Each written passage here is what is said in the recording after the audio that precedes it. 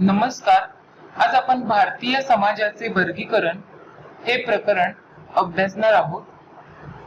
या प्रकरणात आपण आदिम, ग्रामीण आणि शहरी या भारतीय समाजाच्या 3 विभागांचे महत्त्वपूर्ण पैलू अभ्यासणार आहोत. भौगोलिक फरक आणि सामाजिक सांस्कृतिक वैशिष्ट्यांच्या आधारे भारतीय समाजाचे ढोबळमानाने 3 विभागात वर्गीकरण केलेले आहे. आदिवासी, ग्रामीण आणि शहरी असे हे विभाग आहेत. आदिवासी जमातींची संस्कृती, भाषा, अर्थव्यवस्था आणि धर्म हे वैशिष्ट्यपूर्ण आहे. आदिवासी लोक तुलनेने अलिप्त राहतात. ग्रामीण आणि शहरी समाजाशी तुलना केली असता आदिवासी जमातीतील आणि सामाजिक आणि आर्थिक दृष्ट्या ते आदिवासी लोक मागास समजले जातात. तर ग्रामीण आणि शहरी समाजामध्ये भौतिक पर्यावरण, जीवन पद्धती, नियम, मूल्य, लोकसंख्येची घनता, आर्थिक कृती, दारिद्र्य, जाती व्यवस्था, वर्ग व्यवस्था, कौटुंबिक रचना आणि धार्मिक श्रद्धा या सर्वच बाबतीत भेदाभेद आढळतो. शहरी समाजामध्ये उद्योग क्षेत्र आणि सेवा क्षेत्र यासारख्या बिगर कृषी क्षेत्रांचा समावेश होतो. तथापि समाजाच्या या 3ही विभागांमध्ये सातत्याने आंतरक्रिया होत असतात. भारतीय समाजाचे आदिम, ग्रामीण आणि शहरी या 3 विभागांमध्ये वर्गीकरण करताना समुदाय किंवा समाज हे शब्द समान अर्थाने वापरले जातात. तर सुरुवातीला आपण भारतातील आदिम समुदाय पाहूया. भारतातील आदिम समुदाय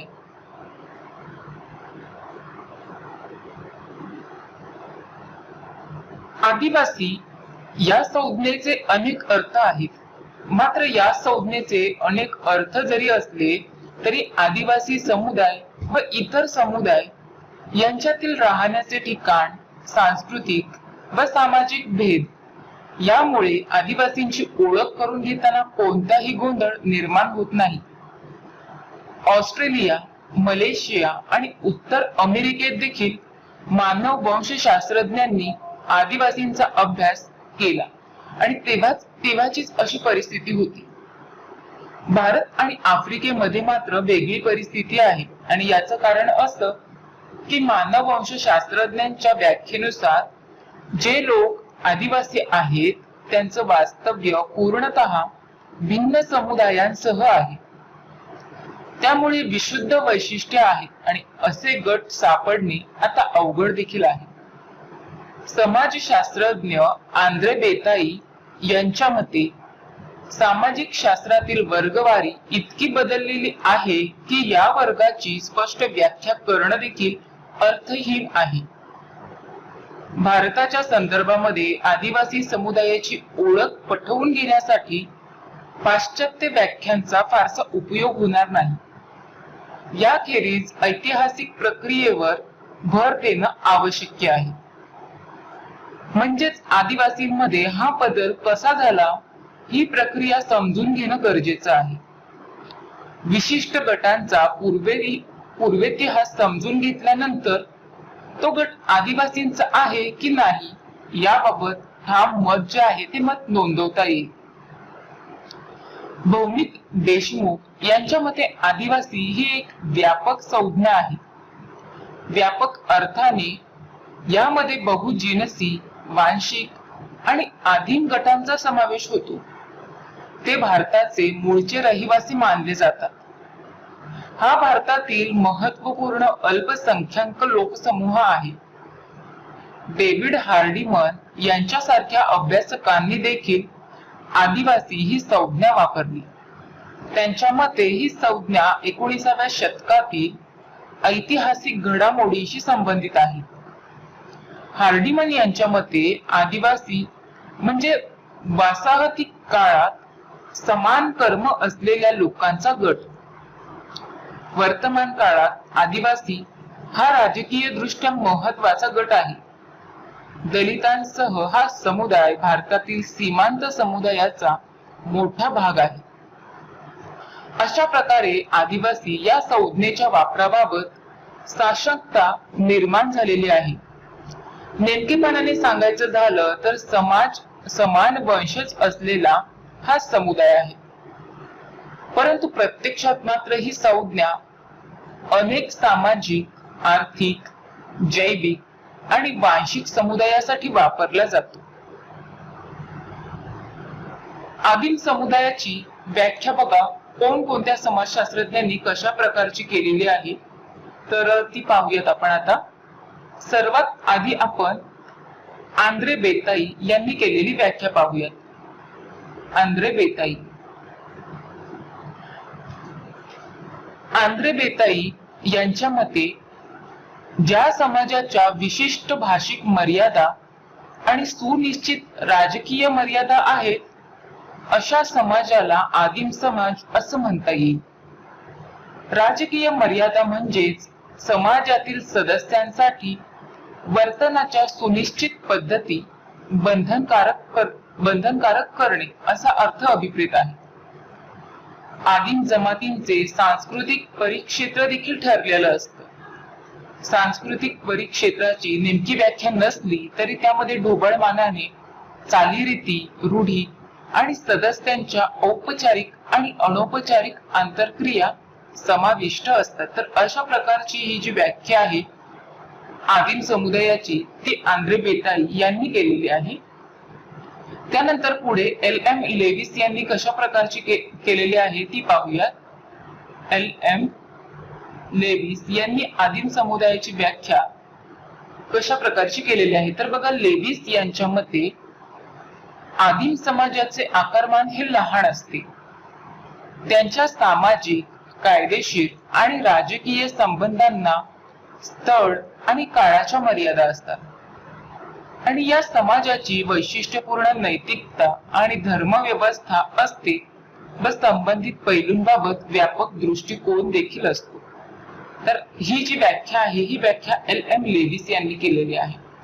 त्यानंतर पुढे राल्फ लिंटन यांनी कशा प्रकारची केलेली आहे व्याख्या ती पाहूया. बघा, लिंटन यांच्या मते आदिवासी जमात हा टोळ्यांचा गट असतो. या समुदायातील लोक विशिष्ट प्रदेशांमध्ये परस्परांच्या सान्निध्यामध्ये राहतात. त्यांच्यामध्ये ऐक्याची भावना असते आणि हीच ऐक्याची भावना समान संस्कृती, सातत्याने येणारा संपर्क आणि समान गरजातून निर्माण होते. तर अशा प्रकारचे ही व्याख्या त्यांनी केलेली आहे लिंटन यांनी. तथापि आदिम समुदायाच्या विविध व्याख्या ज्या आहेत त्या भारतीय संदर्भामध्ये पडताळून पाहिल्या असता भारतातील अनेक जमाती त्या व्याख्यांमध्ये बसत नाहीत हे देखील लक्षात येतं. अनुसूचित जमाती या संज्ञेचा अर्थच असा आहे की हे समुदाय दूरवर टेकड्यांवर राहतात. मैदानी भागात ज्या ठिकाणी या जमातींचं वास्तव्य आहे तिथे देखील त्यांचं स्वतंत्र अस्तित्व आहे. तिथे त्यांचे विलगीकरण झालेलं आहे. म्हणजेच मैदानी भागातील इतर लोकांसह आदिम जमाती मिळून मिसळून राहत नाहीत. त्यांचा धर्म कोणताही असू शकतो. थोडक्यातच एखाद्या जमातीला अनुसूचित जमात ठरवण्यासाठी वेगवेगळे निकष जे असतात ते निकष लक्षात घेणं आवश्यक ठरतं. तर ते निकष नेमके कोणते आहेत? बघा, त्या समुदायाची वैशिष्ट्यपूर्ण भाषा, धार्मिक श्रद्धा आणि संस्कृती आदिम स्वरूपाची असणं आवश्यक ठरतं. त्यांचे अस्तित्व अलिप्त असणं गरजेचं आहे आणि असा समुदाय इतर जाती किंवा समुदायांच्या सानिध्यात राहत असेल तरी अनुसूचित होण्यासाठी तो त्या समुदायांशी मिसळलेला असून चालणार नाही. शैक्षणिक आणि आर्थिक दृष्ट्या हा समाज अत्यंत मागास असणे हा महत्वाचा निकष आहे.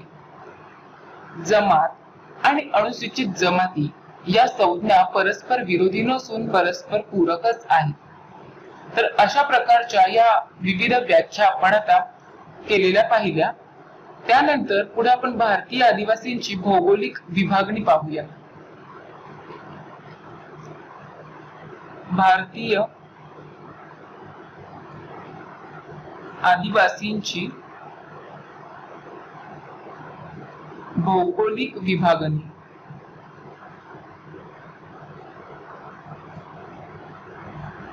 LP विद्यार्थी यांनी भारतातील आदिवासींचे 5 प्रकारामध्ये विभागणी केलेली आहे आणि यासाठी परिस्थितिकीय, सामाजिक, आर्थिक, प्रशासकीय आणि वांशिक व्यवस्थेशी संबंधित निकषांचा आधार घेण्यात आलेला आहे. त्यामध्ये पहिलं म्हणजे हिमालय प्रदेश, याचे 3 उपप्रदेश आहेत. हिमालय प्रदेश याचे 3 उपप्रदेश आहेत. पहिला म्हणजे ईशान्येकडील हिमालय प्रदेश, दुसरा आहे हिमालयाचा मध्य प्रदेश आणि तिसरा म्हणजे वायव्येकडील हिमालय प्रदेश. या ठिकाणी बघा आदिवासी जमाती कोणकोणत्या आढळतात, तर त्यामध्ये गारो, खासी, जैंता, नागा, मिझो, खासा आणि गाडी. त्यानंतर दुसरा प्रदेश आहे मध्य भारताचा. मध्य भारत यात बघा बिहार, झारखंड, पश्चिम बंगाल, ओडिसा, मध्य प्रदेश आणि छत्तीसगड. म्हणजेच भारतातील 55% पेक्षा अधिक आदिम लोक याच भागामध्ये राहतात. यामध्ये बघा कोणकोणत्या जमातींचा समावेश होतो, तर गौंड, संथल, मुंडा, बिरगोर, तर या जमातींचा समावेश होतो. त्यानंतर पुढचा प्रदेश आहे पश्चिम भारत. पश्चिम भारत यामध्ये राजस्थान, गुजरात, महाराष्ट्र, गोवा, दादरा आणि नगर हवेली या प्रदेशात जवळपास 1 कोटी इतके आदिम लोकांची संख्या आहे. त्यामध्ये बघा भिल्ल, कातकरी, वारली, बैना अशा प्रकारच्या जमाती आढळतात. त्यानंतरचा पुढचा प्रदेश आहे दक्षिण भारत. दक्षिण भारत यामध्ये आंध्र प्रदेश, तेलंगणा, तमिळनाडू, कर्नाटक आणि केरळ भारतातील 1/6 आदिम लोकसंख्या दक्षिण भारतामध्ये भागात आढळते. आणि यामध्ये तोडा, कोटा, चेंचू अशा प्रकारची जमात आढळते. त्यानंतर पुढे बेटे यामध्ये बंगालच्या उपसागरातील अंदमान आणि निकोबार बेटे, अरबी समुद्रातील लक्षद्वीप बेटे. तर या ठिकाणी अंदमानी, निकोबारी, ओंगे, जरावा आणि सेंटिनीज अशा प्रकारची आदिम जमाती आढळते. यानंतर पुढे आता आपण भारतातील आदिम समुदायांची मूलभूत वैशिष्ट्ये पाहूयात. आदिम समुदायांची वैशिष्ट्ये पाहूयात मूलभूत. त्यातलं पहिलं आहे भौगोलिक अलिप्तता. भौगोलिक अलिप्तता आदिम जमाती विशिष्ट भौगोलिक प्रदेशांमध्ये राहतात. हे लोक साधारणपणे दूरवरच्या जंगलात किंवा डोंगराळ भागात पाड्यांमध्ये राहतात. आज मात्र अनेक आदिम लोकांनी ग्रामीण व शहरी भागात स्थलांतर केलेलं आहे आणि हे लोक आता बिगर आदिवासी लोकांशी मिळून मिसळून देखील राहतात. दुसरं वैशिष्ट्य म्हणजे आर्थिक जीवन.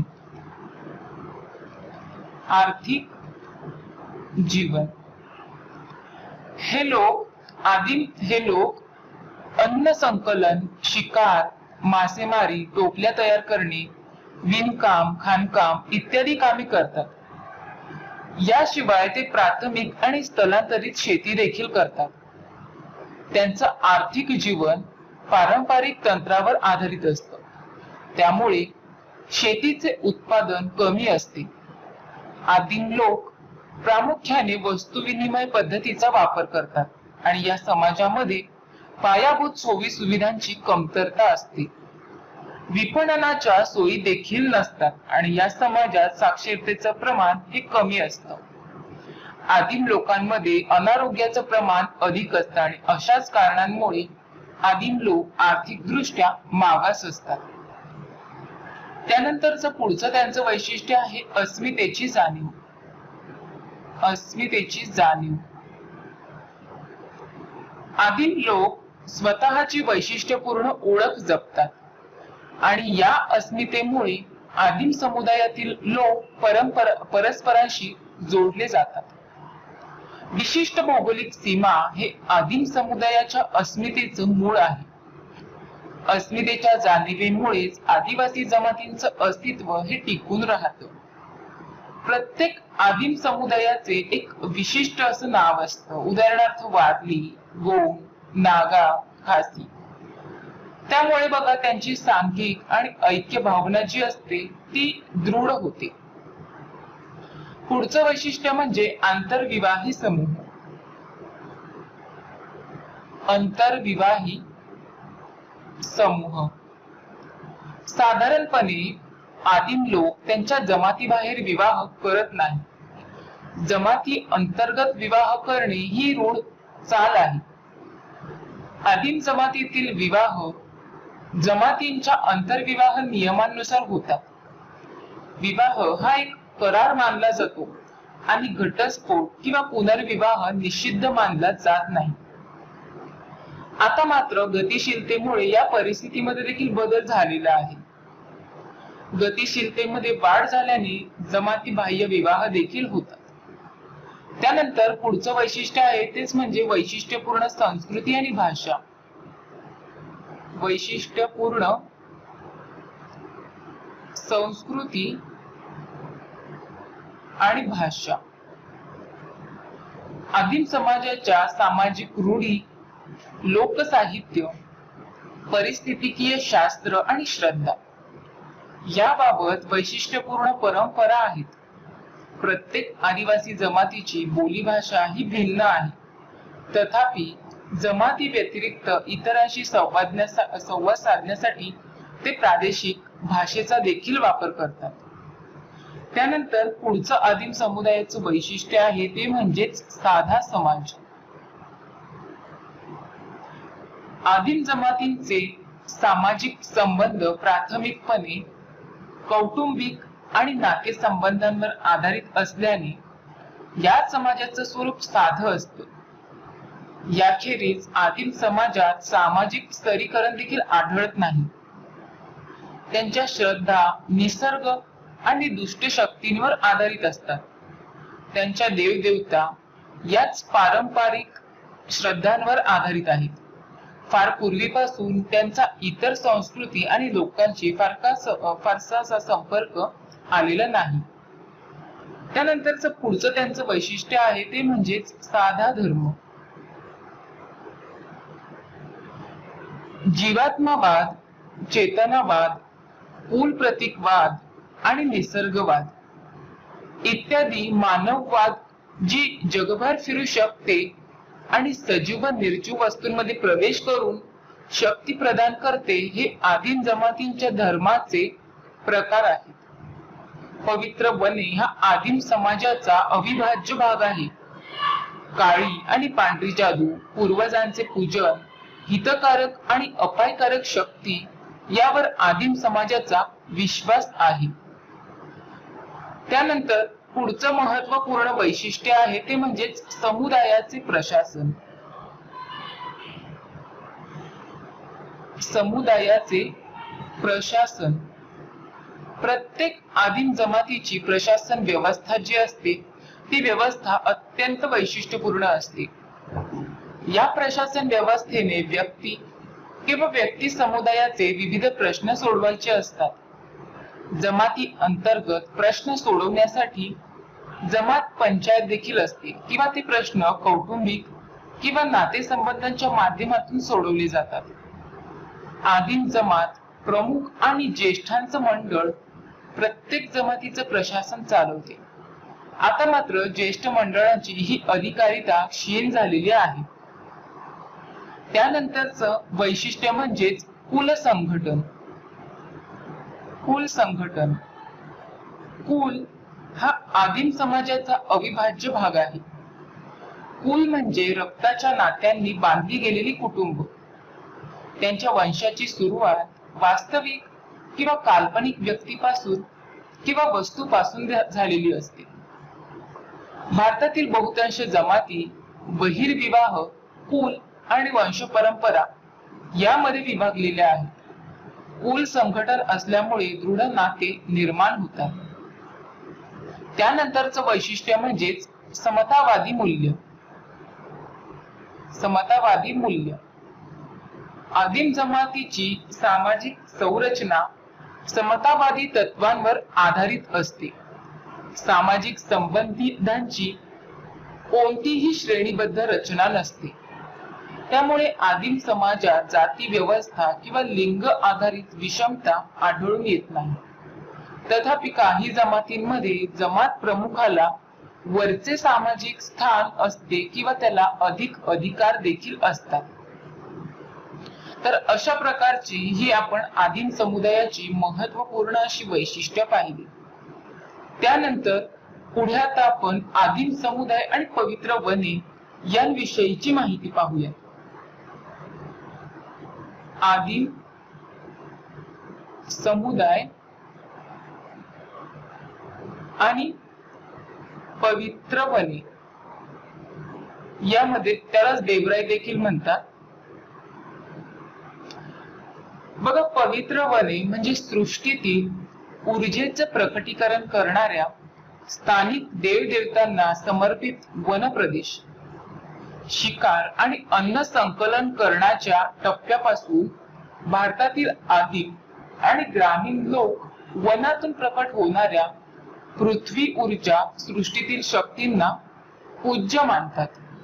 या देवता वन प्रदेशाच्या परिघातील खेडे आणि पवित्र वनांच्या संरक्षक देवता आहेत अशी आदिम समाजाची श्रद्धा आहे.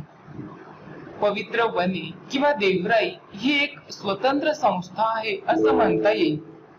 या ठिकाणी विविध नातेसंबंध निर्माण होतात आणि त्यातून विशिष्ट संस्कृती देखील निर्माण होते.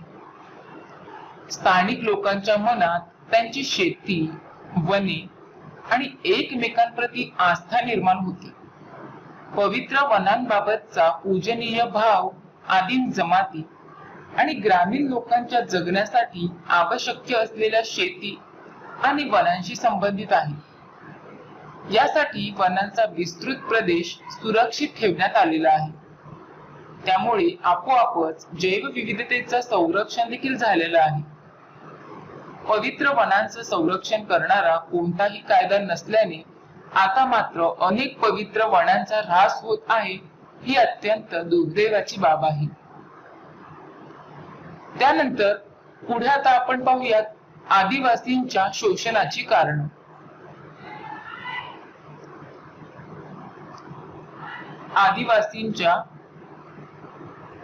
आदिवासींच्या शोषणाची कारणे. त्यातलं पहिलं कारण म्हणजेच आदिम समाजाच्या खनिज आणि नैसर्गिक संसाधनावर ब्रिटिशांना ताबा हवा होता. काही मिशनरींना आदिम समाजाचे धर्मांतर करायचे होते. त्यामुळे अस्मितेचं संकट निर्माण झालं. आदिम जमातींच्या प्रत्येक वैद्यक क्षेत्रातील व्यावसायिक, अडते आणि विक्रेत्यांचा प्रवेश झाल्यामुळे आदिम जमाती त्यांच्या पारंपरिक वैद्यक शास्त्राला दुरावल्या. आदिम प्रदेशात व्यापार आणि दळणवळणाच्या विकासामुळे या प्रदेशात बाह्य प्रदेशातील लोकांचा देखील प्रवेश झाला. औद्योगिक उभारणी आणि धरण बांधणीमुळे आदिम जमातींचे त्यांच्या पारंपरिक मूलस्थानातून विस्थापन झालं. तर अशा प्रकारची ही आदिवासींच्या शोषणाची कारण होती. त्यानंतर पुढे आता आपण आदिम समुदायाच्या समस्या पाहूयात. कोणकोणत्या आहेत त्या. आदिम समुदायाच्या समस्या. त्यातली पहिली समस्या म्हणजेच जंगल व आदिवासी जमिनींपासून अलगता.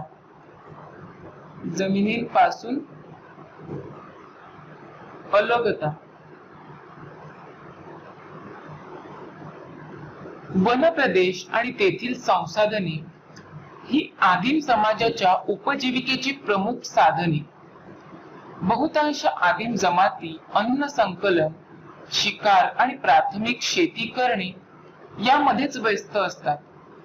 वनातून होणाऱ्या उत्पादनावर ते मोठ्या प्रमाणात अवलंबून असतात. म्हणून जेव्हा बाह्य प्रदेशातील लोक आदिम समाजाची जमीन आणि तेथील संसाधनांचे शोषण करतात, तेव्हा आदिम समाजाचं निसर्ग चक्र आणि त्यावर आधारित त्यांचं आयुष्य विस्कळीत होतं. आदिम समाज जमिनीपासून अलग होण्याची सुरुवात ब्रिटिश कालखंडापासूनच झाली. याखेरीज सावकार, जमीनदार आणि व्यापाऱ्यांनीही आदिम समाजाच्या जमिनीवर ताबा घेतलेला होता. औद्योगिकीकरण आणि धरण बांधकामामुळे शासनाने देखील आदिम समाजाच्या जमिनीचं संपादन केलं. आदिम समाजाची भूमी बिगर आदिम समाजाकडे हस्तांतरित करणं किंवा विकणं या विरोधात अनेक राज्य सरकारांनी विविध कायदे पारित केलेले आहेत. आणि असे असले तरी आदिम समाजाची जंगल जमिनीपासून अलगतेची समस्या ही पूर्णतः सुटलेली नाही. त्यानंतर पुढची समस्या म्हणजे दारिद्र्य आणि कर्जबाजारीपणा. दारिद्र्य आणि कर्जबाजारीपणा. बहुतांश आदिम जमाती दारिद्र्य रेषेखालील आहेत. आदिम जमातीचा व्यवसाय सध्या तंत्रज्ञानावर आधारित आहे.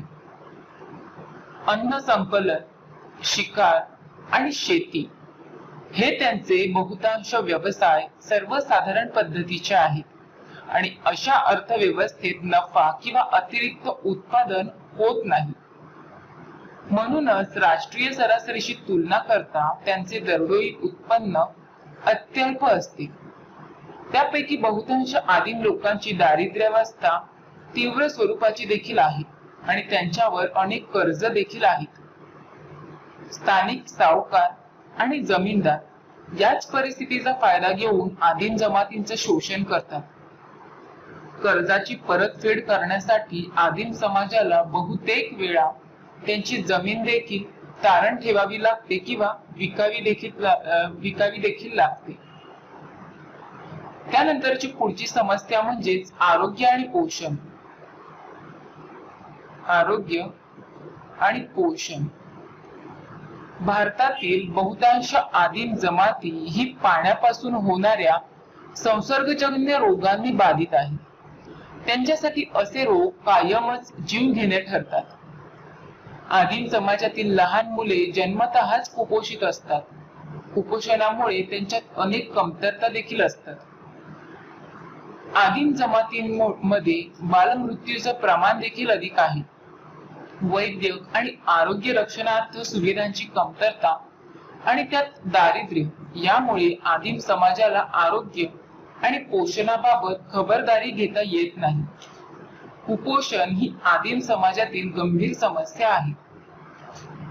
त्यानंतरची पुढची समस्या ती म्हणजेच निरक्षरता. निरक्षरता. आदिवासी समाजाच्या विकासामध्ये त्यांच्या निरक्षरतेचा अडथळा आहे. शाळेच्या वेळात आदिवासींची शाळकरी मुली शेतीकाम आणि रोजीरोटी मिळवण्यामध्ये गुंतलेली असतात. मुलांकडे मदतीचा हात म्हणून देखील पाहिलं जाते. त्यांनी पालकांना अर्थार्जनास मदत करावी अशी अपेक्षा असते. त्यामुळे पालक मुलांना शाळेत पाठवण्याबाबत नाखुश असतात. शिवाय शाळा देखील आदिवासींच्या वस्तीपासून दूर असतात. शाळेतील अभ्यासक्रम आदिवासींच्या भाषेत शिकवला जात नाही. त्यामुळे मुलांना शिक्षणाची रुची ही निर्माण होत नाही आणि अशाच कारणांमुळे आदिवासींची मुले शिक्षणाला मुकतात. त्यानंतरची पुढची समस्या आहे ती म्हणजेच वेठबिगारी. वेठबिगारी. भारतीय कायदा व्यवस्थेत वेठबिगारी बंदी आहे.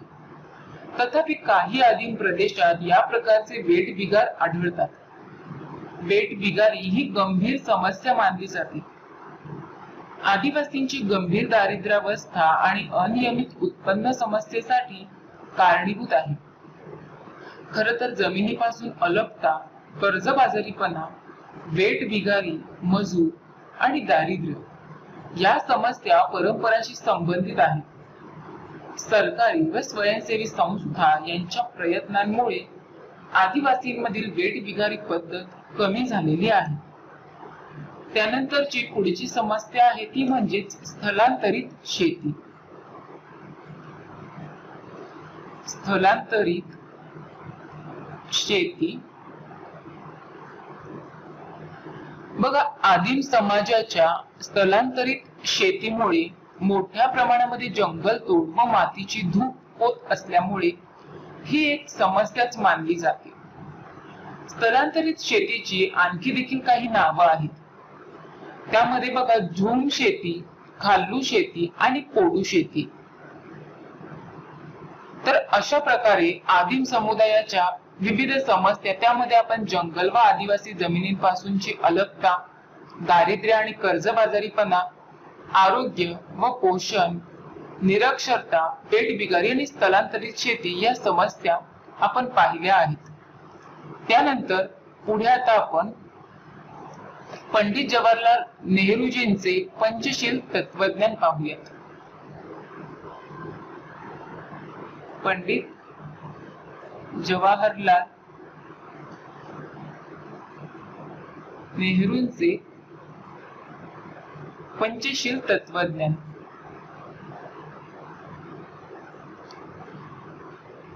भारताला स्वातंत्र्य मिळाल्यापासून आणि विशेषतः पंचवार्षिक योजनांची सुरुवात झाल्यापासून शासनाने आदिम समाजाच्या विकासाला कायमच प्राधान्य दिलेलं आहे. स्वतंत्र भारताचे पहिले पंतप्रधान जवाहरलाल नेहरू यांना आदिवासींचा विकास घडवून आणायचा होता. त्यांनी या संदर्भामध्ये दीर्घकालीन मार्गदर्शक तत्वे देऊ केली. आदिम जमातींच्या राहत्या प्रदेशात कोणताही विकास उपक्रम हाती घेताना त्यांचा वारसा धोक्यात येणार नाही ना, याची देखील काळजी घेण्यात यावी, असं नेहरूजींचं ठाम मत होतं. आदिवासी विकासावरील त्यांच्या दृष्टिकोनातून हे स्पष्ट होतं आणि त्यांचा हाच दृष्टिकोन पंचशील नावाने ओळखला जातो. तर आपण थोडक्यात या पंचशीलची संक्षिप्त मांडणी पाहूया. यामध्ये बघा, लोकांच्या गुणांनुसार त्यांचा विकास व्हावा आणि त्यांच्यावर कोणतंही बाह्य बाब लादणे टाळणे. त्यानंतर दुसरं म्हणजेच वन प्रदेशात आदिवासींच्या हक्कांचं संरक्षण व्हावं. तिसरं आहे प्रशासन आणि विकासासाठी आदिवासींना प्रशिक्षण देऊन त्यांची गट बांधणी करावी. चौथं आहे आदिवासींच्या प्रदेशात गरजेपुरतच प्रशासन करावं आणि त्यांच्यावर विविध योजनांचा भडीमार देखील करू नये. त्यांच्या सामाजिक आणि सांस्कृतिक संस्थांच्या विरोधात नव्हे तर त्यांच्या आधारानेच काम करावे.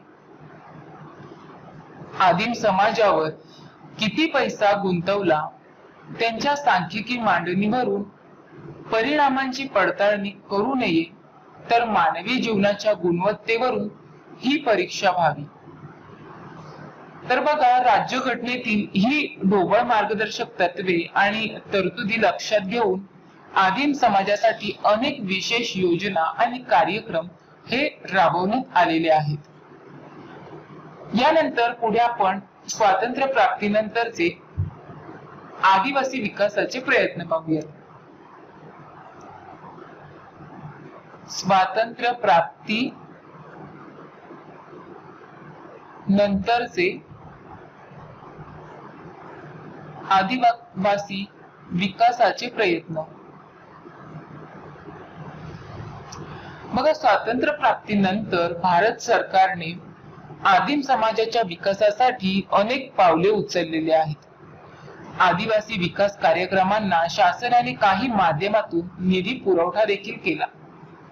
राज्य योजना, केंद्रीय विशेष अर्थ सहाय्य, केंद्रीय मंत्रालयाचे किंवा विभागांचे विभागीय कार्यक्रम, संस्थात्मक वित्त इत्यादी. त्यानंतर पुढे आता आपण भारतातील ग्रामीण समुदाय पाहणार आहोत. भारतातील ग्रामीण समुदाय. बघा, ग्रामीण समुदाय म्हणजेच खेड्यांमध्ये राहणारे लोक. हा समाज नैसर्गिक संसाधनावर अवलंबून असतो. ग्रामीण अर्थव्यवस्था प्रामुख्याने शेती, पशुपालन आणि शेतीपूरक व्यवसायांवर आधारित असते. हा कृषी प्रधान समाज आहे. ग्रामीण प्रदेशात लोकसंख्येची घनता ही कमी असते. ग्रामीण जीवनामध्ये पारंपरिक मूल्यवस्थेला महत्व आहे. भारत हा प्रामुख्याने खेड्यांचा देश आहे. शतकानुशतके भारतीय खेडी स्वायत्त, स्वतंत्र व स्वावलंबी होती. खेड्यांची ही ओळख ब्रिटिश कालखंडामध्ये हळूहळू पुसट होऊ लागली होती आणि या कालखंडात ग्रामीण लोक विविध जीवन पद्धतींशी संपर्कात देखील येऊ लागले. वसाहतीक आणि स्वातंत्र्योत्तर काळामध्ये समाजशास्त्रज्ञ भारतातील खेड्यांमधील सामाजिक संघटनेचा पद्धतशीर अभ्यास देखील करू लागले. भारतीय ग्रामीण समाज त्यांची गतिमानता आणि मर्यादा समजून घेण्यासाठी या अभ्यासाचा आधार घ्यावा लागतो. ग्रामीण ऐक्य, ग्रामीण भागातील निवास पद्धती, ग्रामीण वर्गरचना, भू सुधारण्याचा परिणाम, कृषी क्षेत्रातील अस्थिरता इत्यादी बाबी या अभ्यासातून प्रकाशात येत असतात. तर यामध्ये आपण सुरुवातीला ग्रामीण समुदायाची व्याख्या पाहूया. यामध्ये विविध शास्त्रज्ञांनी केलेल्या व्याख्या पाहूया, पण त्यातली आपण सर्वात आधी A.W. ग्रीन यांनी केलेली व्याख्या पाहूया. A.W. ग्रीन. बघा, ग्रीन यांच्या मते ग्रामीण समुदाय म्हणजे काय, तर त्यांनी म्हटलंय की खेडे समुदाय किंवा ग्रामीण समुदाय मर्यादित भूप्रदेशात निवास करणारा लोकसमूह आहे आणि या प्रदेशातील सर्वांची जीवन पद्धती जी असते ती समानच असते. त्यानंतर ब्रिटानिका ज्ञानकोशामध्ये भारतातील ग्रामीण समुदायाची काय व्याख्या केलेली आहे ती पहा. ब्रिटानिका ज्ञानकोश मध्ये की ग्रामीण समाजामध्ये उपलब्ध जागा आणि लोकसंख्येचं गुणोत्तर कमी असतं, म्हणजेच मोठ्या जागेत कमी लोक राहतात. अन्नधान्याचे, तंतूचे आणि कच्च्या मालाचे उत्पादन या ग्रामीण समाजातील प्रमुख आर्थिक क्रिया आहेत. आणि साध्या शब्दात सांगायचं झालं तर भारतीय ग्रामीण समुदाय म्हणजे जवळपास 5,000 लोकांचा समुदाय. हा समुदाय कृषी आणि पूरक व्यवसायांवर अवलंबून असतो. या समुदायाचे विशिष्ट भौगोलिक प्रदेशात कायमस्वरूपी वास्तव्य असतं. समुदायाची काही वैशिष्ट्य म्हणजेच भौगोलिक प्रदेशात सामाजिक, आर्थिक आणि सांस्कृतिक रूढी या समान असतात. ग्रामीण समुदायाला दीर्घ असा इतिहास देखील आहे. शहरी जीवन पद्धतीपूर्वी लोक ग्रामीण पद्धतींचं आयुष्य जगत असायचे. आता शहरांची वाढ झाली असली तरी जगभरातील लोकसंख्या प्रामुख्याने ग्रामीण भागात राहणारीच आहे. 2011च्या जनगणनेनुसार भारतातील लोकसंख्येच्या 68.84% लोक ग्रामीण भागामध्येच राहतात, तर 6.4 लक्ष खेड्यांमध्ये मोठा जनसमुदाय राहत आहे. ग्रामीण भागातील जाती व्यवस्था, वर्ग आणि कुटुंब संस्था यांच्या सामाजिक संरचनांनी समाजशास्त्रज्ञांचं लक्ष हे वेधून घेतलेलं आहे. भारतातील अधिकांश समाजशास्त्रीय संशोधन व लेखन ग्रामीण समाजावरच आहे. त्यानंतर थोडक्यात आपण पंचायत राज विषयी माहिती घेऊयात. 1957 मध्ये बलवंतराय मेहता समितीच्या शिफारसीनुसार पंचायत राज याची सुरुवात झाली होती. खेड्यातील शासन लोकशाही पद्धतीने चालावं म्हणून पंचायत राज ही त्रिस्तरीय व्यवस्था निर्माण करण्यात आली. स्थानिक पातळीपासून वरच्या पातळीपर्यंत अशी या व्यवस्थेची रचना होती. ग्रामपंचायतीचे 3 स्तर आहेत, ते म्हणजेच बघा, पहिला जिल्हा परिषद, दुसरा म्हणजे पंचायत समिती आणि तिसरा आहे ग्रामपंचायत. पूर्वीच्या काळी ग्रामीण पंचायतीमध्ये खेड्यातील 5 वरिष्ठ सदस्यांचा समावेश होत असे. न्याय प्रदान करणे हे या पंचायतीचं काम असायचं. आधुनिक पंचायत निर्माण करण्याचा हेतू प्रशासकीय आहे. ग्रामीण पुनर्बांधणी आणि विकास हे त्यामागचं मुख्य कारण आहे. त्यानंतर पुढे आपण आता ग्रामीण समुदायाची वैशिष्ट्य पाहूया. ग्रामीण समुदायाची वैशिष्ट्य.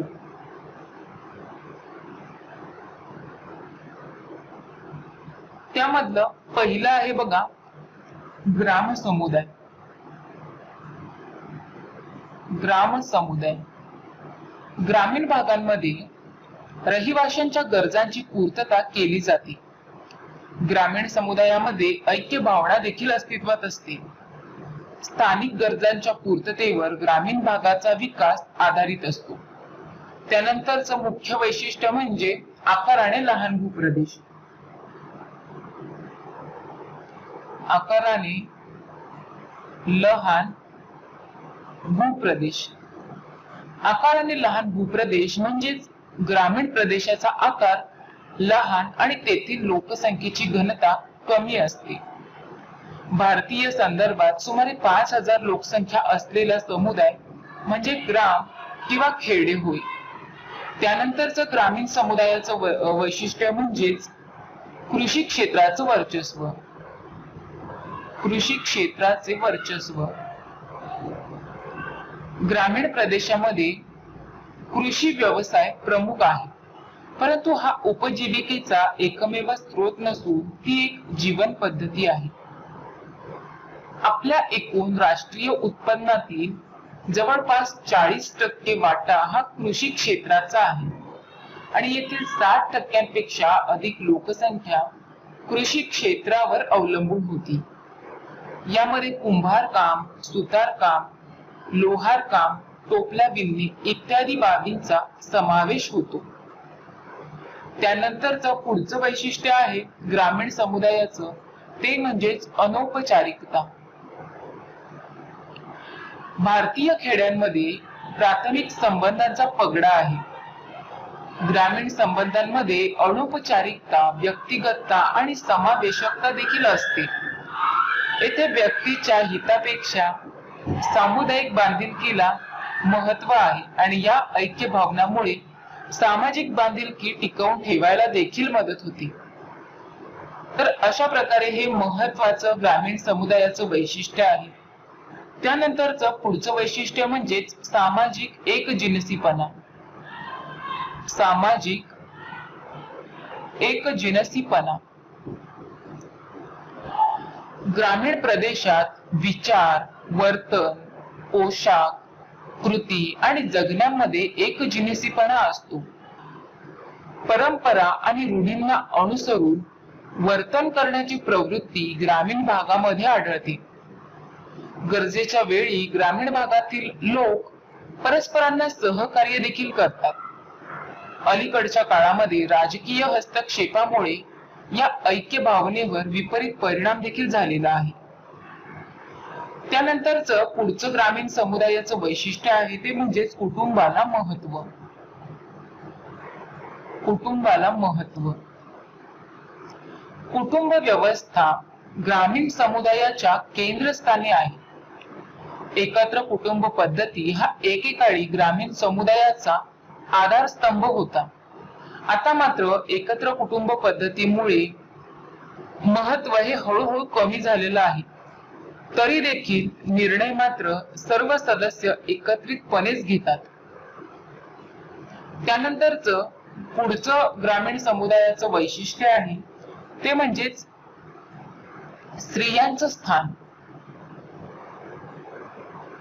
ग्रामीण भागातील स्त्रिया आज देखील पुरुषप्रधान नियंत्रणाखालीच राहतात. येथील स्त्री आणि पुरुषांच्या मनात पातिव्रत्य ही आदर्श भावना कोरली गेलेली आहे. भारतीय परंपरेनुसार स्त्रियांच्या पतिव्रता असण्याला अनन्यसाधारण महत्व आहे आणि यामुळेच स्त्रियांनी देखील ते जन्मजात कर्तव्यच मानलेलं आहे. पुढचं वैशिष्ट्य म्हणजेच ग्रामीण समुदायाचं धर्मश्रद्धा. धार्मिक रीती आणि विधींवर अनन्यसाधारण विश्वास हे ग्रामीण समुदायाचं प्रमुख वैशिष्ट्य आहे. ग्रामीण भागामध्ये समृद्धता राहावी म्हणून धार्मिक विधी केले जातात. धर्म, देव आणि धार्मिक परंपरा यावर ग्रामीण समुदायाचा प्रगाढ विश्वास आहे. प्रत्येक गावाची एक देवता आहे आणि तिला ग्रामदेवता म्हणून ओळखलं जातं.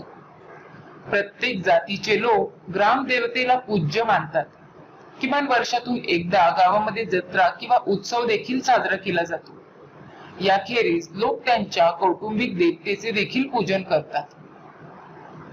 त्यानंतरचं मुख्य वैशिष्ट्य म्हणजेच जाती व्यवस्थेचा पगडा. जाती व्यवस्थेचा पगडा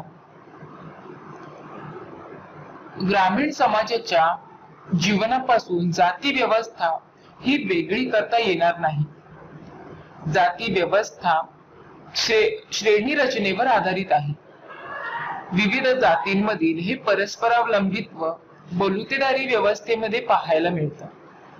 म्हणजेच परंपरेनुसार वरिष्ठ जातींना कनिष्ठ जातींकडून सेवा मिळतात आणि विशेषतः स्वातंत्र्य प्राप्तीनंतर भारतीय खेड्यांची आत्ताची आपण वैशिष्ट्य पाहिली ती वैशिष्ट्य बदललेली आहेत.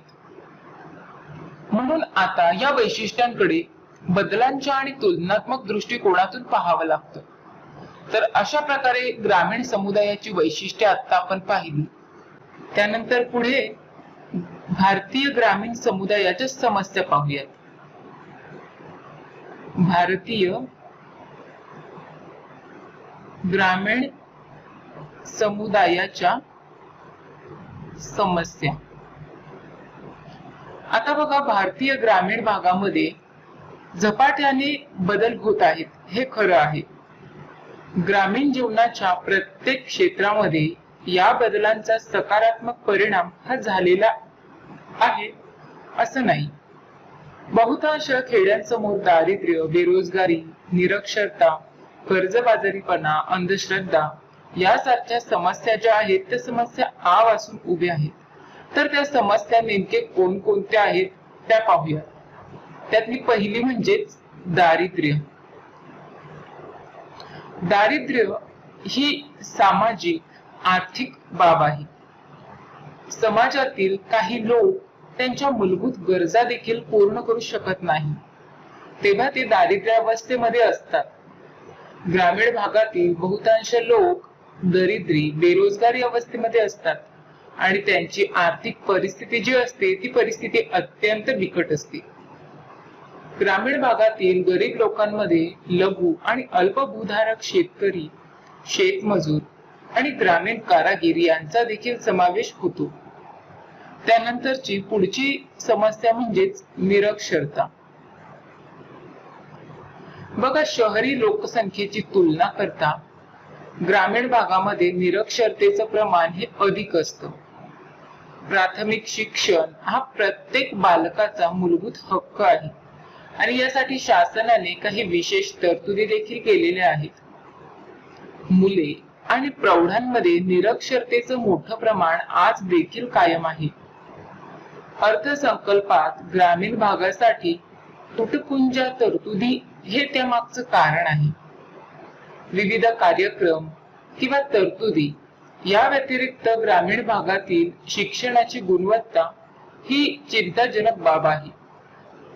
त्यानंतरची पुढची समस्या ती म्हणजेच पारंपरिकता,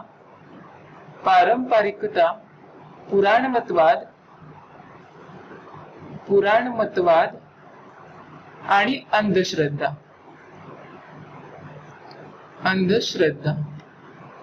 बघा, भारत आज देखील पुराणमतवादी समाज आहे. येथील लोकांचे विचार आणि श्रद्धा पारंपरिक आहेत. पारंपरिक रूढी, धर्म, जीवन पद्धतीला आज देखील महत्व आहे आणि अशी जीवन पद्धती आणि दृष्टिकोन बदलण्यासाठी ग्रामीण लोक प्रतिकार करतात. येथील लोक बदल सहज स्वीकारत नाहीत. अनेकदा ते बदलांचा प्रतिकार करतात. विधात्याच्या भीतीने बदल स्वीकारण्याबाबत धास्ती असते आणि यामुळेच निर्माण होणारा दृष्टिकोन घातक असतो. त्यानंतरची पुढची समस्या म्हणजे जाती व्यवस्थेचा प्रभाव. जाती व्यवस्थेचा प्रभाव.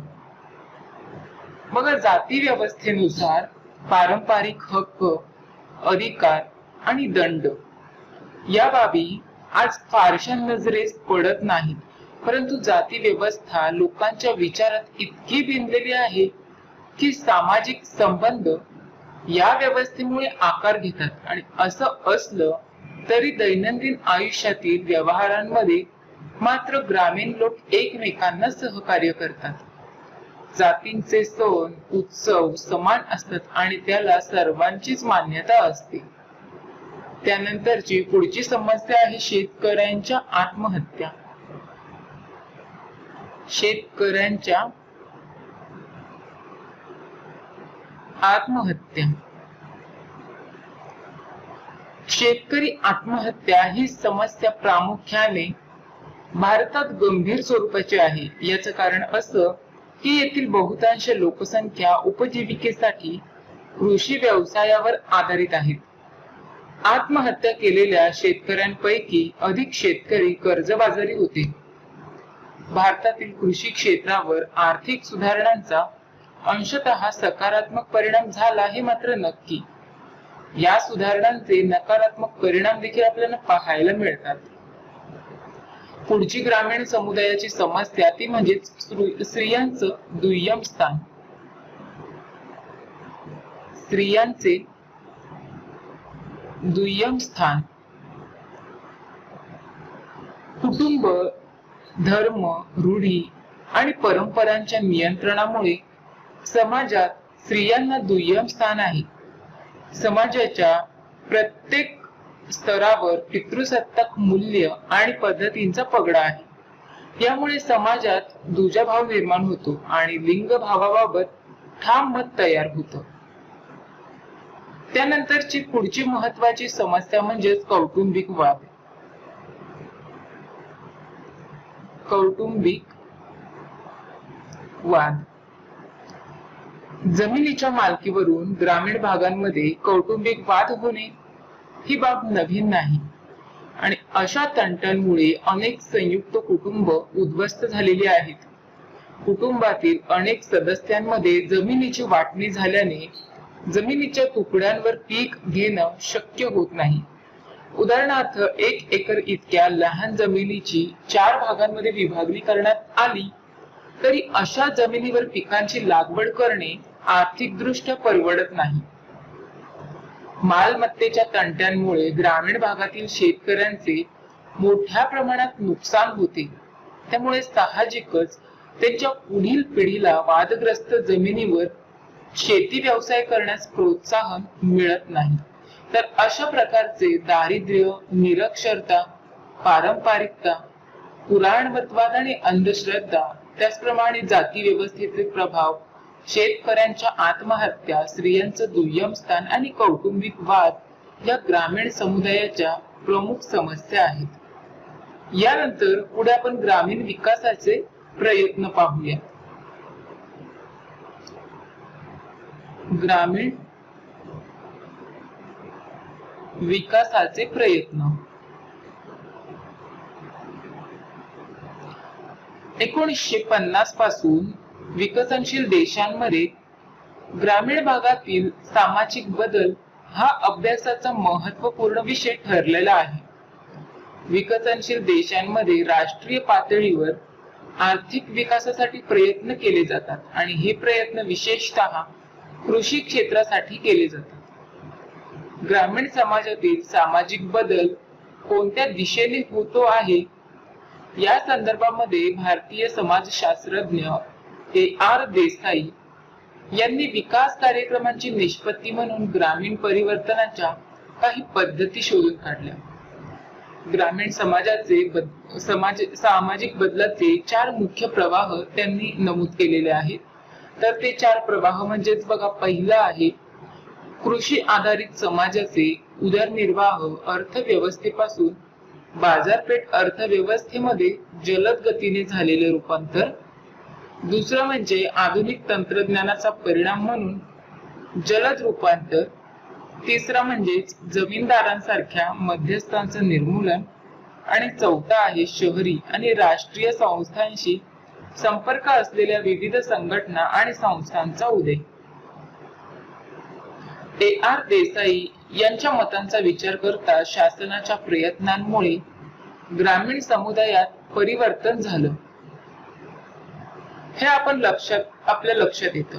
स्वातंत्र्य प्राप्तीनंतर सन 1952 मध्ये सामुदायिक विकास कार्यक्रम राबविण्यात आला. खेड्यांच्या सर्वांगीण विकासासाठी हा उपक्रम हाती देखील घेण्यात आला. ग्रामीण समुदायाच्या कल्याणासाठी ग्रामस्थांनी विकास प्रक्रियेत सहभागी व्हावं हा समुदाय विकास कार्यक्रमाचा उद्देश होता. नंतर सन 1957 मध्ये पंचायत राज व्यवस्था म्हणजे स्थानिक स्वराज्य संस्था सुरू करण्यात आल्या. इसवी सन 1979 मध्ये समुदाय विकास कार्यक्रमाऐवजी एकात्मिक ग्रामीण विकास कार्यक्रम राबवण्यात आला.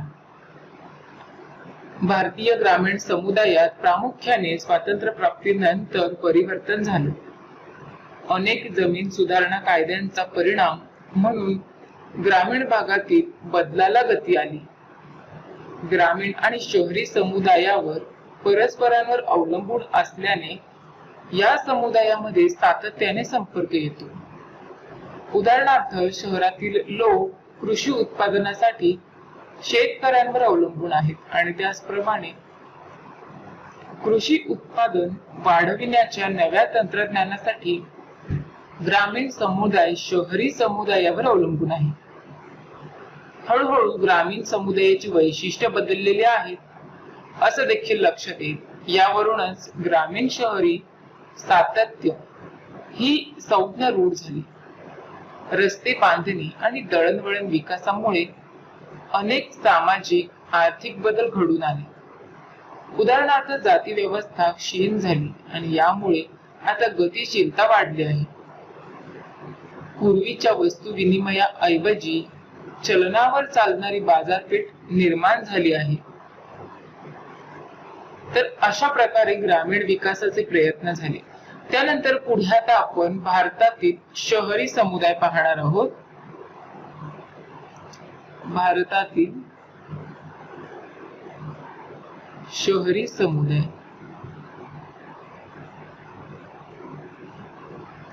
बघा, शहरी समाजामध्ये वेगवेगळी जीवन पद्धती असलेली गावे, शहरे आणि महानगरांचा समावेश होतो.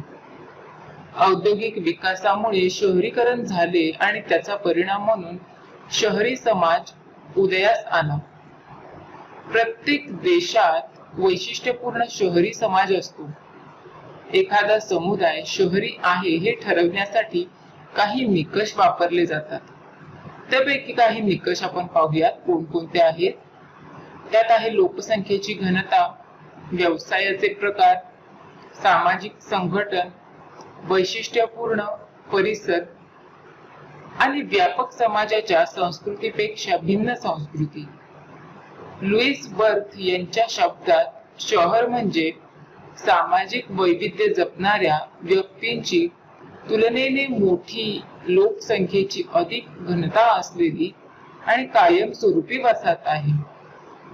युरोप आणि अमेरिकेतील पूर्वीच्या समाजशास्त्रज्ञांनी शहरांच्या उदय आणि वृद्धीचा तपशीलवार अभ्यास केला आहे. यामध्ये Ferdinand Tonnies, Emile Durkheim, Max Weber, George Simmel, Robert Hart आणि लुईस बर्थ यांचा समावेश होता. शहरी जीवनशैलीवर त्यांनी त्यांची मतं मांडली. शहरी भाग किंवा शहरी भागातील लोकांचं एकत्रीकरण ही एक मानवी वसाहत आहे. लोकसंख्येची अधिक घनता आणि पायाभूत सोयी सुविधांची उपलब्धता ही या शहरी मानवी वसाहतीची वैशिष्ट्ये आहे.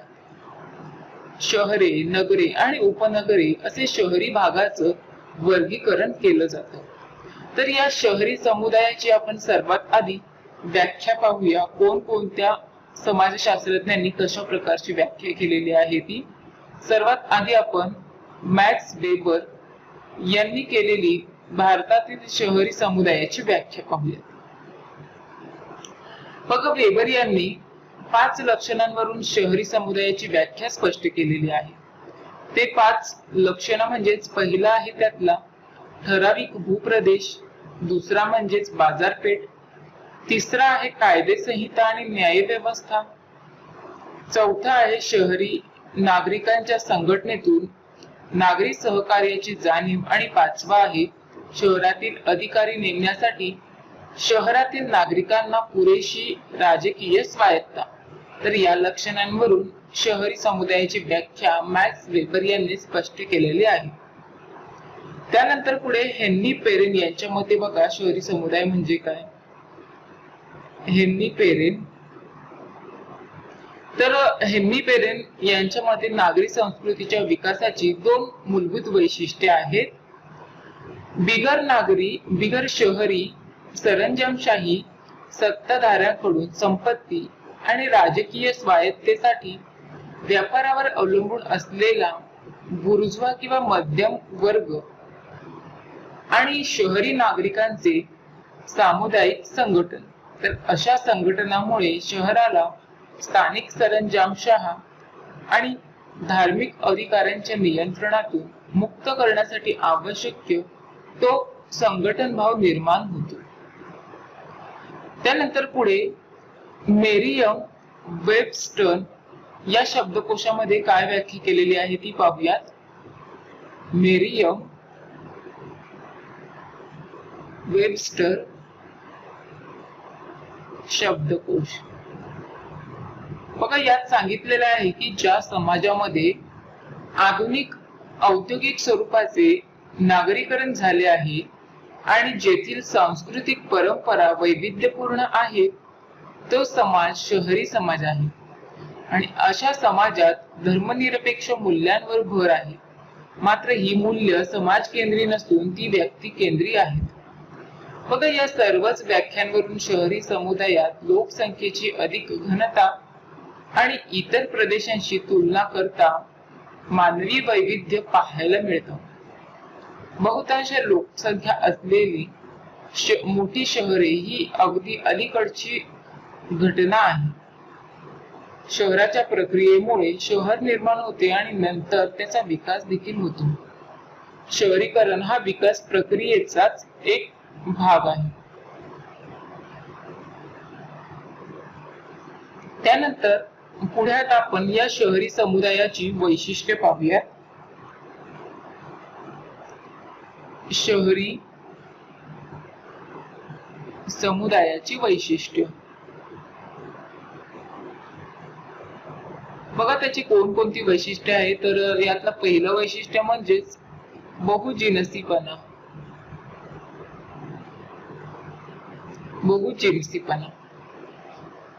शहरी समुदायात सामाजिक आणि सांस्कृतिक बहुजिनसीपणा हा विविध वर्ग आणि व्यवसाय यामध्ये पाहायला मिळतो. जाती, भाषा आणि धर्म या बाबींमध्ये शहरी भागांमध्ये संमिश्रता आणि वैविध्य असल्याने शहरांना विश्वव्यापी व सहनशीलता हे गुण प्रदान करते. काही वेळा याच बाबी सामाजिक ताणतणावासाठी कारणीभूत देखील ठरतात. विविध प्रदेशातील विविध संस्कृतीचे लोक रोजगार, शिक्षण, वैद्यक आणि आरोग्य सेवेच्या शोधात शहरी भागात स्थलांतरित होतात आणि शहरी समाज बहुजिनसी आहे. हा समाज वैविध्य आणि संमिश्रतेसाठी ओळखला जातो. तर अशा प्रकारचे हे शहरी समुदायाचं पहिलं वैशिष्ट्य आहे ते म्हणजेच बहुजिनसीपणा. त्यानंतरचं दुसरं वैशिष्ट्य आहे लोकसंख्येची अधिक घनता. लोकसंख्येची अधिक घनता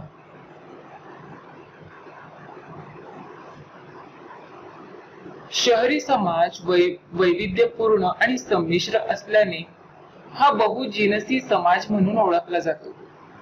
शहरी समुदायामध्ये अनेक संस्कृती एकवटल्या आहेत. ग्रामीण भागांपेक्षा शहरे आणि नगरांमध्ये लोकसंख्येची घनता ही अधिक आहे.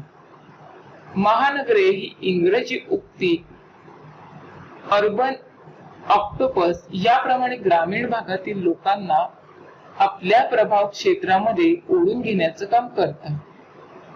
शहरी केंद्रांमध्ये सातत्याने येणारा लोकांचा ओघ याला कारणीभूत आहे. त्यानंतरच मुख्य वैशिष्ट्य म्हणजे भिन्न भिन्न व्यवसाय.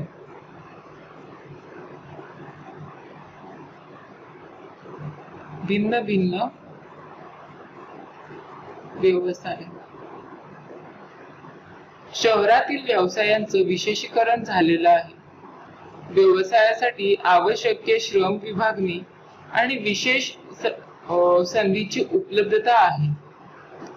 शहरी भागातील व्यवसाय प्रामुख्याने बिगर कृषी पद्धतीचे आहेत आणि हे व्यवसाय उत्पादन, व्यापार आणि वाणिज्य, व्यावसायिक आणि शासकीय सेवा यांच्यावर आधारित आहेत. त्यानंतर पुढचं वैशिष्ट्य पाहूयात आपण, सामाजिक गतिशीलतेचं अधिक प्रमाण. सामाजिक गतिशीलतेचे अधिक प्रमाण. शहरी भागातील लोक जेव्हा सामाजिक वर्ग व्यवस्था आत्मसात करतात तेव्हा जाती व्यवस्था क्षीण होऊन त्यांची सामाजिक गतिशीलता वाढते. अर्पित दर्जापेक्षा अर्जित दर्जाला मिळालेल्या स्थानामुळे समाजात जास्त महत्त्व प्राप्त होते आणि त्यामुळे व्यक्तीला स्वबळावर व गुणवत्तेवर आपला सामाजिक दर्जा जो असतो तो दर्जा देखील वाढवता येतो. त्यानंतरच मुख्य वैशिष्ट्य आहे पुढचं, ते म्हणजेच दुय्यम नातेसंबंध. दुय्यम नातेसंबंध. शहरी समाजामध्ये व्यक्तीतील नातेसंबंध हे दुय्यम स्वरूपाचे आहेत. तेथील नातेसंबंध प्राथमिक स्वरूपाचे नाहीत. म्हणजेच शहरी भागांमध्ये लोक समोरासमोर येऊन संवाद साधण्याची जी शक्यता असते ती शक्यता कमी असते. शहरांमध्ये लोकांची शहरी जीवनशैली असते, म्हणजेच तेथील लोकांची औपचारिक संवाद, व्यक्तिनिरपेक्ष वर्तन, नातलगांव्यतिरिक्त इतरांशी नाते, सांस्कृतिक वैविध्य, क्लब, बगीचे, उपहारगृह, चित्रपटगृहे, बाजारपेठे इत्यादी ठिकाणी फावला वेळ घालवणे अशा संस्कृती पाहायला मिळतात. त्यानंतरच पुढचं वैशिष्ट्य आहे ते म्हणजेच बाजारपेठ आधारित अर्थव्यवस्था. बाजारपेठ आधारित अर्थव्यवस्था. शहरातील आर्थिक संघटन हे बाजारपेठ आणि चलन अर्थव्यवस्थेवर आधारित आहे. बाजारपेठ विकसन हे आजच्या शहरी केंद्राचं प्रमुख वैशिष्ट्य आहे. उदाहरणार्थ ई मार्केटिंग, ई बिझनेस इत्यादी आज ऑनलाईन बाजारपेठेचा पर्याय देखील खुला आहे आणि ही बाजारपेठ नफाचलित आहे, ज्यामुळे व्यक्तिकेंद्रित वर्तनाला चालना मिळते. त्यानंतरची पुढची शहरी समुदायाची वैशिष्ट्य आहे ते म्हणजेच सुधारित पायाभूत सोयीसुविधा. सुधारित पायाभूत सोयी सुविधा. बघा, गॅस, टेलिफोन, पिण्याचं पाणी, इंटरनेट, रस्ते, जाळे, विमानतळे, मेट्रो रेल्वे, खरेदी मॉल, व्यावसायिक केंद्रे शहरांमध्ये पाहायला मिळतात. विविध नागरी सोयी सुविधांचा समावेश करण्यासाठी शहर विकास कार्यक्रमांचे वेगळ्या वेळी अद्ययावतीकरण केलं जातं आणि त्यामुळे त्यामध्ये रस्ते, वीज पुरवठा, पाणी पुरवठा, कचरा व्यवस्थापन इत्यादींचा समावेश त्यामध्ये होत असतो. त्यानंतरचं वैशिष्ट्य आहे पुढचं ते म्हणजेच विभक्त कुटुंब पद्धती. विभक्त कुटुंब पद्धती. शहरी भागात संयुक्त कुटुंबाची संख्या ही कमी असून विभक्त कुटुंबाची संख्या वाढते आहे. व्यक्ती केंद्रिततेमुळे तेथील विभक्त कुटुंबाची संख्या जी आहे ती संख्या वाढत जात आहे. आजच्या काळात कुटुंब व्यवस्था ही अस्थिर आहे. कुटुंबापेक्षा व्यक्तीला अधिक महत्त्व दिलं जातं. त्यानंतरचं पुढचं वैशिष्ट्य आहे ते म्हणजेच वर्गीय जाणीव. बघा, येथील लोकांना वर्गीय जाणीव असून ते पुरोगामी आहेत. विज्ञान आणि तंत्रज्ञानाच्या क्षेत्रातील आधुनिक घडामोडींशी तेथील लोक संपर्कामध्ये येतात आणि तेथील लोकांना त्यांच्या हक्कांची जाणीव आहे. हक्कांचं रक्षण करण्याच्या चळवळीमध्ये ते लोक सहभागी होतात. त्यानंतरचं पुढचं वैशिष्ट्य ते म्हणजेच औपचारिक सामाजिक नियंत्रण. औपचारिक सामाजिक नियंत्रण. लोकांच्या वर्तनावर नियंत्रण ठेवणाऱ्या अनौपचारिक साधनांसह कायदे, विधिविधान, पोलीस यंत्रणा आणि न्यायालये ही औपचारिक सामाजिक नियंत्रणाची साधनं आहेत. आता कुटुंबातील वरिष्ठ, धार्मिक नेतृत्व आणि शिक्षकांच्या पारंपरिक नियंत्रणाचं प्रमाण आता कमी देखील झालेलं आहे. पुढचं शहरी समुदायाचं वैशिष्ट्य ते म्हणजेच गुंतागुंतीचे श्रम विभाजन. गुंतागुंतीचे श्रम विभाजन.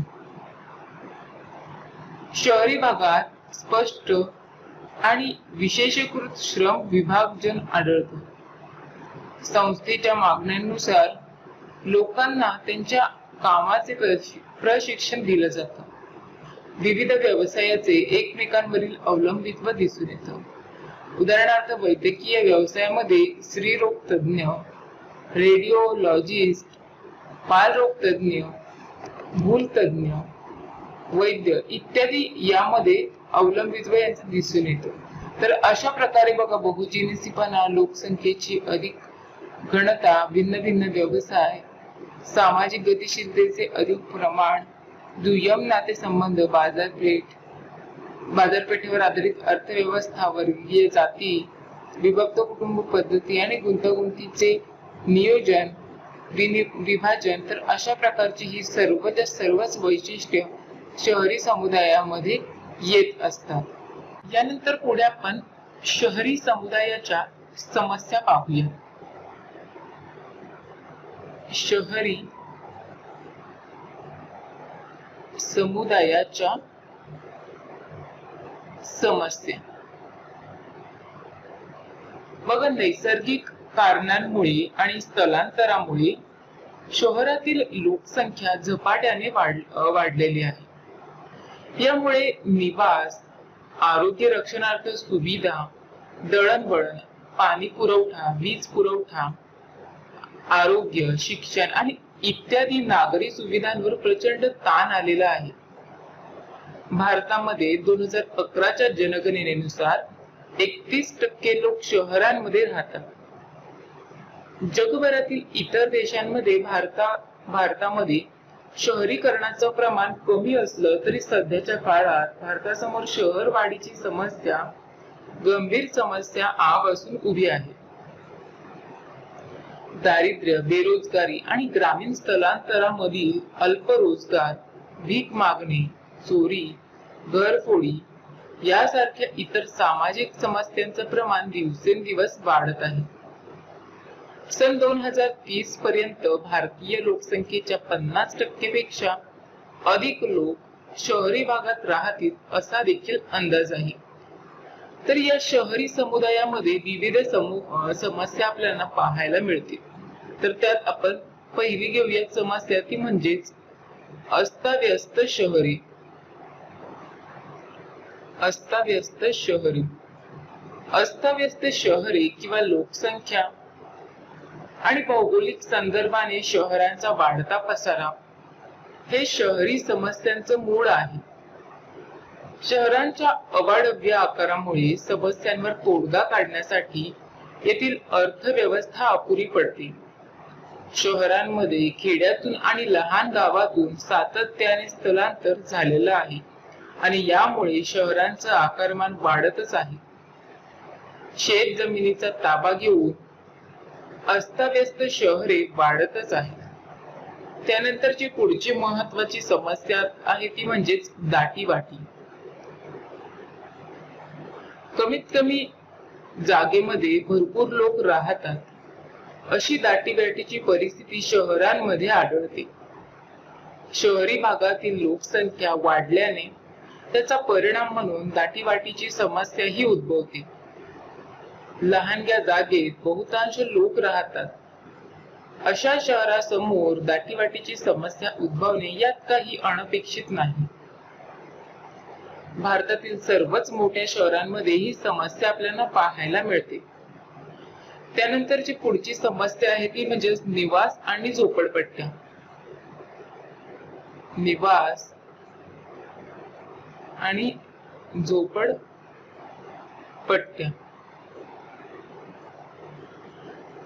लोकसंख्येच्या दाटीवाटीमुळे शहरी भागात निवास व्यवस्थेची कमतरता निर्माण होते. त्यातल्या त्यात ज्या शहरी केंद्रांमध्ये बेरोजगार किंवा अल्परोजगारीत स्थलांतरांची संख्या मोठी आहे अशा भागांमध्ये ही समस्या अधिकच गंभीर आहे. आजूबाजूच्या प्रदेशातून शहरांमध्ये स्थलांतर केलेल्या शहरांमध्ये राहण्याची सोय उपलब्ध नाही.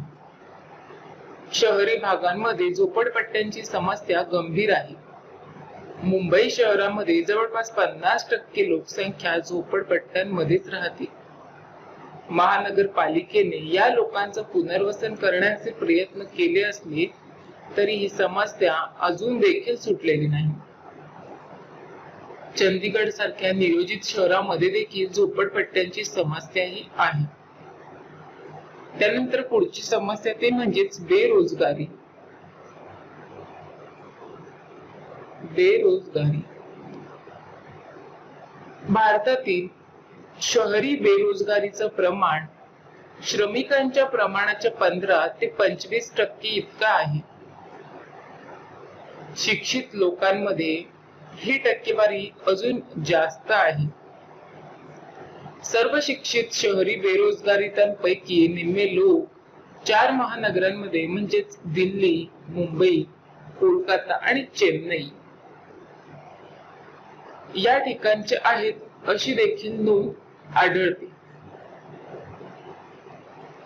शिवाय शहरातील रोजगार ग्रामीण भागातील रोजगारापेक्षा अधिक असला तरी शहरी भागातील जगण्याचा खर्च पाहता हा रोजगार फारच कमी आहे.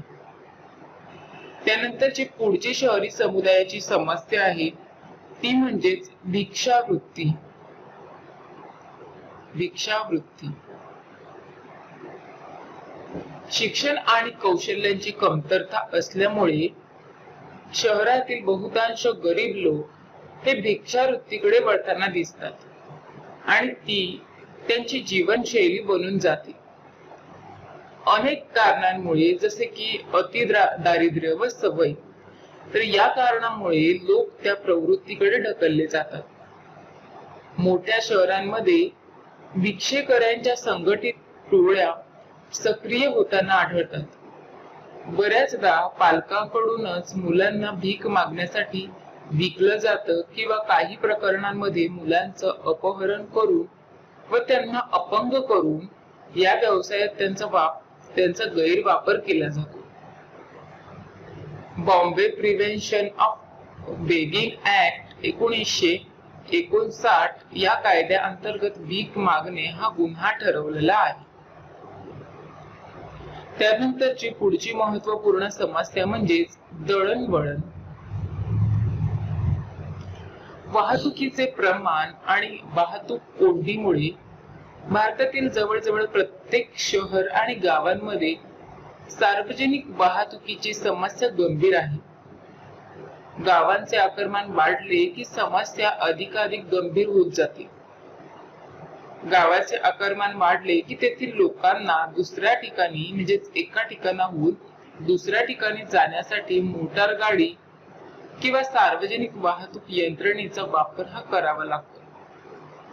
सार्वजनिक वाहतूक महत्वाची असली तरी व्हॅन किंवा ट्रक यासारख्या वाहनांमुळे सार्वजनिक वाहतुकीची समस्या ही अधिकच गंभीर होते. त्यानंतरची पुढची समस्या आहे ती म्हणजेच पाण्याचा तुटवडा. पाण्याचा तुटवडा. शहरांचा आकारमान आणि तेथील लोकसंख्या वाढू लागली तसा पाणी पुरवठा कमी पडू लागला. आज व्यावहारिक दृष्टिकोनातून पाहिलं असता भारतातील कोणत्याही शहरांमध्ये नागरिकांच्या गरजा भागविण्यासाठी पुरेसा पाणी पुरवठा होत नाही. बहुतांश शहरांमध्ये महानगरपालिकेच्या माध्यमातून होणारा पाणी पुरवठा एक दिवसाआड अर्ध्या तासापेक्षा देखील कमी वेळ होतो. उन्हाळ्यांमध्ये सर्वाधिक गरज असताना बरेच दिवस नळाला पाणी येत नाही. अनेक लहान गावांमध्ये पाणी पुरवठ्याचा मुख्य मार्ग नाही. त्यामुळे उपनलिका, घराच्या आवारातील विहिरी, खाजगी टँकर किंवा नद्यांवर अवलंबून राहावं लागतं. मुंबई सारख्या मोठ्या शहरांमध्ये ठाणे आणि पालघर या भागातून पाणी आणलं जातं. त्यामुळे ग्रामीण लोकांचे आयुष्य देखील खडतर होते. त्यानंतरची समस्या म्हणजे शहरी समुदायाची, ती आहे सांडपाण्याची समस्या. सांडपाण्याची समस्या. बघा, अपुऱ्या किंवा अपरिणामकारक सांडपाण्याची व्यवस्था ही भारतातील बहुतांश शहरी भागांची समस्या आहे. भारतातील एकाही शहरात सांडपाण्याची सुयोग्य व्यवस्था नाही. नगरपालिकांसमोर असलेला संसाधन तुटवडा आणि शहरांची अनधिकृत वाढ हे या परिस्थितीची प्रमुख कारण आहे. बहुतांश शहरांमध्ये सांडपाण्यावर प्रक्रिया करण्याची व्यवस्था उपलब्ध नाही आणि हे सांडपाणी जवळच्या नदीमध्ये किंवा समुद्रात सोडले जाते. त्यानंतरची समस्या म्हणजे कचऱ्याची विल्हेवाट. कचऱ्याची विल्हेवाट. भारतातील शहरांची संख्या आणि आकारमान वाढल्यामुळे कचरा विनियोगाची समस्या ही गंभीर बनलेली आहे. शहरांमध्ये निर्माण होणारा प्रचंड कचरा आरोग्याला हानिकारक आहे. कचऱ्याची विल्हेवाट लावण्यासाठी बहुतांश शहरांमध्ये आवश्यक व्यवस्था देखील नाही आणि हे आरोग्य आणि पर्यावरणासाठी देखील हानिकारक आहे. उघड्यावर टाकलेल्या कचऱ्यावर माशा आणि उंदीर गोळा होतात. कचरा असाच पडून राहिल्यास गलिच्छ विषारी द्रव पदार्थ निर्माण होतो. लिचेट हा विषारी द्रव पदार्थ बाहेर येऊन भूजलासह मिसळला जातो. सडक्या कचऱ्याच्या ढिगाऱ्यांमुळे अमांश, मलेरिया, प्लेग, कावीळ, डायरिया, टायफॉइड, डेंग्यू, लेप्टोस्पिरोसिस यासारखे जे रोग आहेत ते रोग पसरतात. त्यानंतरच शहरी समुदायाची पुढची समस्या आहे ती म्हणजे शहरी गुन्हेगारी. शहरी गुन्हेगारी. वाढत्या शहरीकरणामुळे इतर समस्या निर्माण झाल्या तशी गुन्हेगारी देखील वाढली. शहरांमध्ये गुन्हेगारांवर राजकारणी, नोकरशहा आणि अभिजन वर्गाचा वरद हस्त असल्याने शहरी हिंसेची समस्या आता अधिकच गुंतागुंतीची होत आहे. पैसा आणि बळाचा वापर करून अनेक गुन्हेगार बड्या राजकीय पदांवर पोहोचतात. वाढत्या शहरी गुन्हेगारीमुळे शहरातील तणाव देखील वाढतो आणि त्यामुळे राहण्यासाठी शहरे असुरक्षित बनतात. केवळ दरिद्री, उपेक्षित आणि झोपडपट्टीत राहणारे लोक गुन्हेगार असतात असं नाही. लवकरात लवकर पैसा मिळवण्यासाठी, ऐशोआरामी आयुष्य जगण्यासाठी चांगल्या घरातील लोक देखील गुन्हेगारीच्या आहारी जातात. आयुष्यात एखाद्या टप्प्यावर आलेल्या अपयशामुळे देखील तरुण गुन्हेगारीकडे वळतात. छळ, अतिप्रसंग, हत्या, अपहरण, सायबर गुन्हे, आर्थिक गुन्हे आणि इतर अनेक पांढरपेशी गुन्हे यासारखे हिंसक शहरी गुन्हे मोठ्या शहरांमध्ये कायमच पाहायला मिळतात. तर बघा, अशा प्रकारे शहरी समुदायाच्या समस्यामध्ये आपण अस्ताव्यस्त शहरे, दाटीवाटी, निवास आणि झोपडपट्ट्या, बेरोजगारी, भिक्षावृत्ती, दळणवळण, पाण्याचा तुटवडा, सांडपाण्याची समस्या, कचऱ्याची विल्हेवाट, शहरी गुन्हेगारी, तर अशा या समस्या आपण शहरी समुदायाच्या समस्यामध्ये पाहिले. त्यानंतर पुढे आपण आता शहरी विकासाचे प्रयत्न पाहूयात.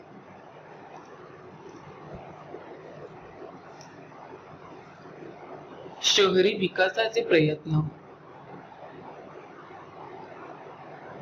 शहरी विकासाचे प्रयत्न. शहरे गलिच्छ जर असतील, शहरी जीवनाचा दर्जा हा खालावलेला असेल आणि शहरी पर्यावरणाची समस्या ही पराकोटीला गेलेली असेल, तर बघा, आपण आर्थिक, सामाजिक आणि सांस्कृतिक दृष्ट्या दृढ भारताची कल्पना करू शकत नाही. खर तर अर्थव्यवस्थेच्या वृद्धीसाठी शहरे केंद्रवर्ती आहेत. आर्थिक वृद्धीला चालना देणाऱ्या आणि सामाजिक राजकीय परिवर्तनाचे माध्यम म्हणून शहरीकरणाकडे सकारात्मक दृष्ट्या पाहिलं जातं. एकूण राष्ट्रीय उत्पन्नामध्ये शहरांचा वाटा 60% इतका राहिला आहे आणि दरडोई उत्पन्न ग्रामीण दरडोई उत्पन्नाच्या 3 पटींनी अधिक आहे. परंतु शहरातील जीवनावरील खर्च आणि वाढत्या आर्थिक दरीमुळे हे दरडोई उत्पन्न पुरेसं नाही. श्रीमंत अधिकाधिक श्रीमंत आणि गरीब लोक अधिक गरीब होत आहेत. शहरी समस्यांचं आवाहन पेलण्यासाठी अनेक पावले देखील उचलण्यामध्ये आली, मात्र त्याला काही फारसं यश असं आलेलं नाही. शहरीकरणावरील राष्ट्रीय आयोगाने सन 1988च्या धोरण प्रस्तावामध्ये कोणकोणत्या आवश्यकतांवर भर दिलेला आहे बघा. त्यामध्ये पहिलं त्यांनी दिलेला आहे भर की आर्थिक विकासाच्या अभिक्षेत्रीय पद्धतीचा आणि मानवी वस्त्यांच्या उतरंडीचा विकास. दुसरी गोष्ट म्हणजे ग्रामीण आणि शहरी भागांमध्ये वेगवेगळ्या आकाराच्या गाव आणि शहरांमध्ये लोकसंख्येची योग्य विभागणी. तिसरं म्हणजे लहान आणि मध्यम आकाराच्या शहरी केंद्रांमध्ये आर्थिक कृतींचं वाटप. चौथा आहे परगातील प्रदेशामध्ये रोजगाराच्या संधी निर्माण करून आर्थिक कृतींचं विभाजन करणे. पाचवा आहे शहरी आणि ग्रामीण भागांमध्ये उत्तमोत्तम सेवांची तरतूद. तर अशा प्रकारच्या या आवश्यकतांवर राष्ट्रीय आयोगाने 1988च्या धोरण प्रस्तावामध्ये भर दिलेला आहे. त्यानंतर इतर प्रमुख विकास कार्यक्रम पाहूयात. त्यातला पहिला म्हणजे गरिबांसाठी शहरी मूलभूत सेवा कार्यक्रम. दुसरा आहे शहरी झोपडपट्ट्यांमध्ये पर्यावरणीय सुधारणा कार्यक्रम. तिसरा म्हणजेच लहान आणि मध्यम गावांचा एकत्रित विकास. आणि चौथा म्हणजेच निवास आणि शहरी विकास मंडळाच्या विविध निवास आणि पायाभूत सोयी सुविधांना पत पुरवठा करणाऱ्या योजना पाचवा आहे मेगा शहर प्रकल्प आणि सहावा आहे एकत्रीकृत शहरी दारिद्र्य निर्मूलन कार्यक्रम. बघा, शहरी विकासाच्या जवळपास सर्वच प्रमुख कार्यक्रमांसाठी संसाधनांची कमतरता आहे. नियोजनाची सुरुवात झाल्यापासून शहरी विकासाला तितकं असं प्राधान्य देण्यात आलं नाही. योजनेच्या नियोजित खर्चापैकी केवळ 3 ते 4% रक्कम शहरी क्षेत्रांच्या विकासासाठी ठेवण्यामध्ये आली. भारतीय समाजामध्ये सर्व प्रकारचे लोक आणि विविध संस्कृती नांदतात. त्यांचं वर्गीकरण आदिम, ग्रामीण आणि शहरी समाज असं करण्यात आलेलं आहे. बघा, या तीनही समाजातील फरकांचं आपण परीक्षण केलं.